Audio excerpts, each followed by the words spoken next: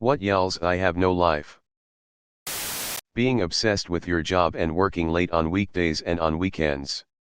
I'm talking about that person that sends you a work email at 1 a.m., or on a Saturday, and when you see it in your normal working hours you are in disbelief.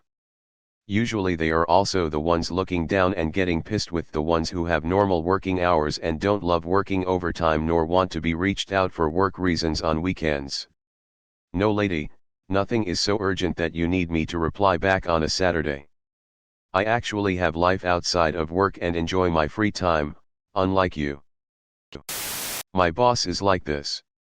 While I appreciate that she is very careful not to push the same standard onto our team, I'm constantly in disbelief at how many hours she puts in. And really, for no reason. We're not in a sector that demands crazy overtime. On the other hand, she's terribly inefficient.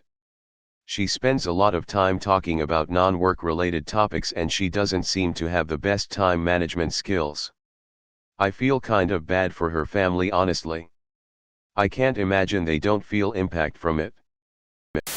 Not going to bore anyone with the details, but a couple of nursing jobs ago I about lived at work because I was one of the very few people that did their charting correctly, versus determining the minimum number of boxes to click to be able to save the assessment, which obviously meant that I'd get torn a new one by the director over any lackluster charting, kind of depended on me to be able to get insurance reimbursement.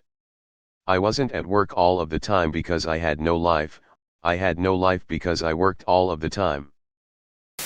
I run my own business and tend to do paperwork on Saturday mornings as it's quiet and I don't get any phone calls. While I wouldn't expect a reply on a Saturday, I will most definitely send/reply to emails. Never understood this. Who is to say you don't have a life? Just because whatever said person chooses to do or not do doesn't fit with your ideas of having a life. If person A likes going out and drinking all the time but person B likes to stay home and play video games all day, person B would be seen as having no life. Doesn't make sense to me. If person B enjoys it and chooses to spend their time doing that, then they do indeed have a life. These are just examples before people jump down throats. It could relate to anything. If someone gets enjoyment out of whatever it is they do or choose not to do, then fair play to them. The only way I have no life applies is if said person is in a horrible relationship where they are not allowed to do the things they want to do and wish they wasn't part of it. Judging someone's life just because it doesn't fit what people think is a load of bullshit. Edit. After reading a few more comments I may have misunderstood, not sure. But I stand by what I said. Who's to say you don't have a life? Those who truly don't have a life, no. Reminds me of when parents would tell me and my friend go outside and play when we were on our computers and game systems. Thanks, Simon's dad, but we're doing what we find interesting. As long as you're having fun, doing what you want, ain't that kind of the purpose of life?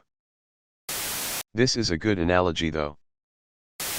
People who are overly confident and cocky online but are absolute wastes of space in person. For the record, I'm talking about the people that talk loads of shit over the internet, not the people who are just shy and have an inner bright personality. This is my cousin. Online he's a personal responsibility bootstrap libertarian who will argue a point to death, cocky that he's right.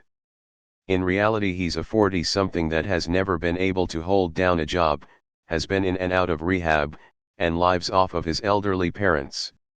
I have all the respect for addicts, and adults that need to live with their parents to make ends meet, but I have none for hypocrites. I sometimes work at weird times, because I want to take advantage when I have the motivation.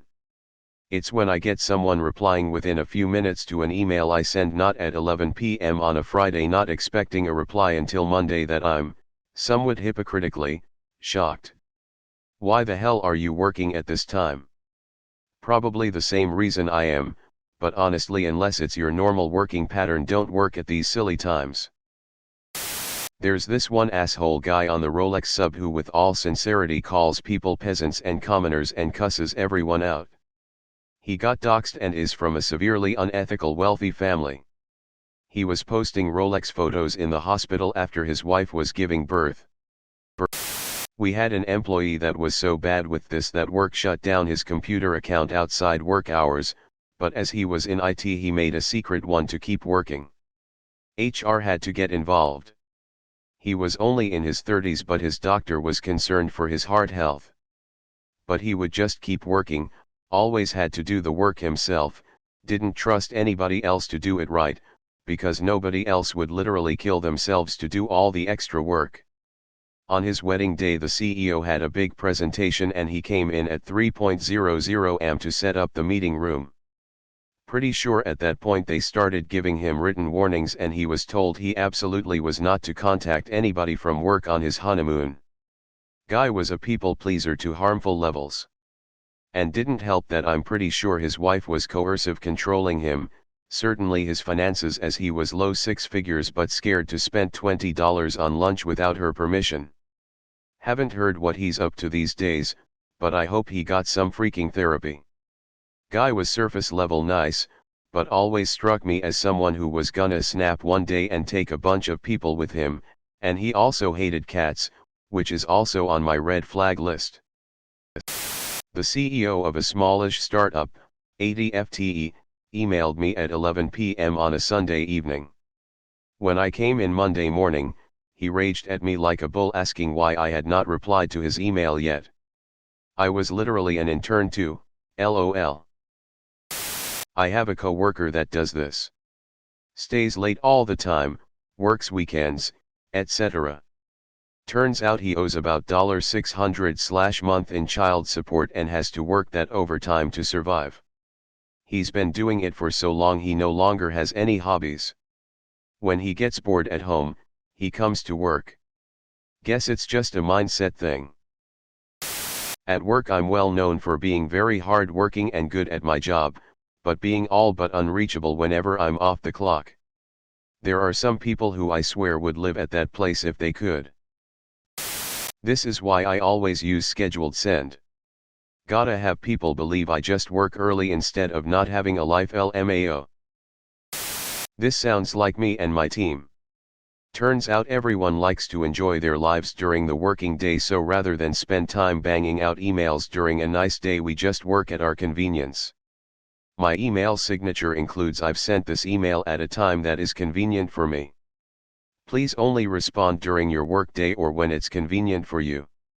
Our team memorandum of understanding is that we're happy to keep our phones on but are under no obligation to answer unless we're on call. 1,000,000% my boss. I just started working at my new company about a month ago. I love it here and everyone with the exception of my boss. Her entire life is work. Her whole family, including BF, lives on the other side of the country, so she puts everything into the job. She expects me to do the same. I don't think she has friends here. I want to feel sad for her but it's hard. She's very rough around the edges but I know deep down is nice somewhere, LOL.